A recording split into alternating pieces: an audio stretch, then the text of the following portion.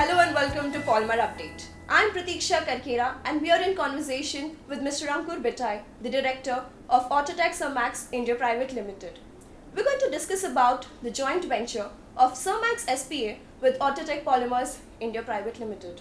Mr. Betai, I appreciate you joining us here on Polymerupdate. Thank you for having me. It's a pleasure to be here.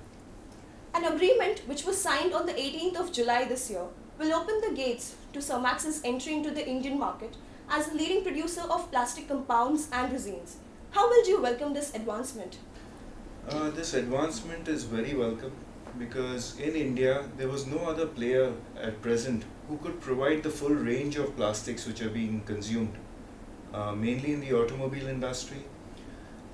There's a wide range of materials in engineering plastics like there is PBT, there is POM, there is PEEK, and there's no one supplier for all of these.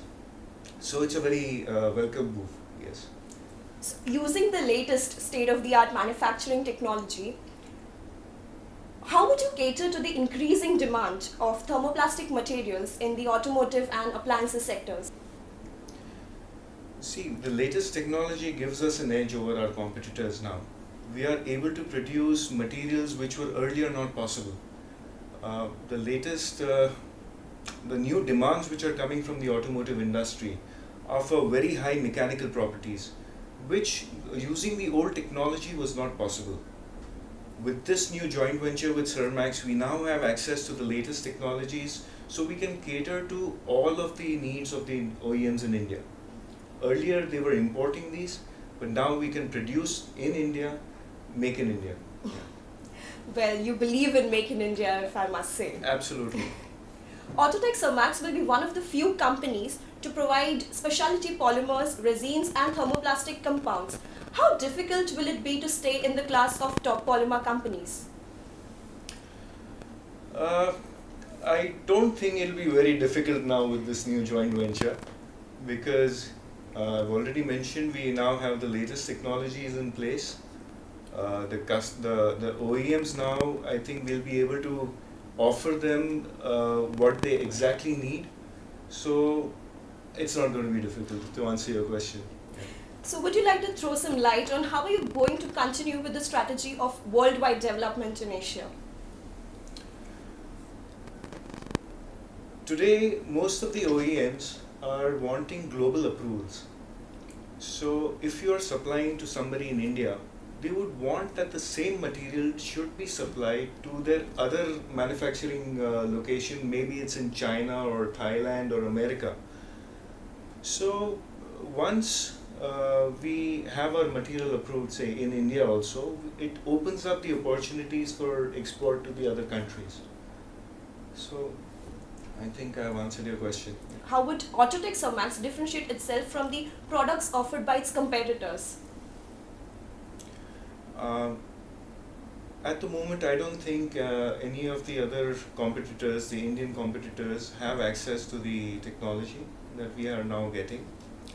Of course, in India, there's a lot of consolidation which has taken place. There are players from Europe who have come in and set up shop here.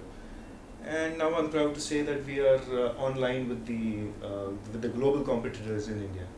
So what would be the long-term plan for Autotech Sirmax to meet the need of new future products? We are working on technologies like carbon fiber, aramid fiber, which at present are not being used in the automotive industry, but they are surely going to come in. Maybe 5 years down the line, maybe 10 years down the line. At present, we are working for the defense on these products, and as it comes into the automotive, we'll be ready for them. So what would be the potential forecast for Autotech Sirmax 5 years down the line with respect to production capacity, only specifically in India? I think we are going to grow around 3 to 4 times over the next 5 years.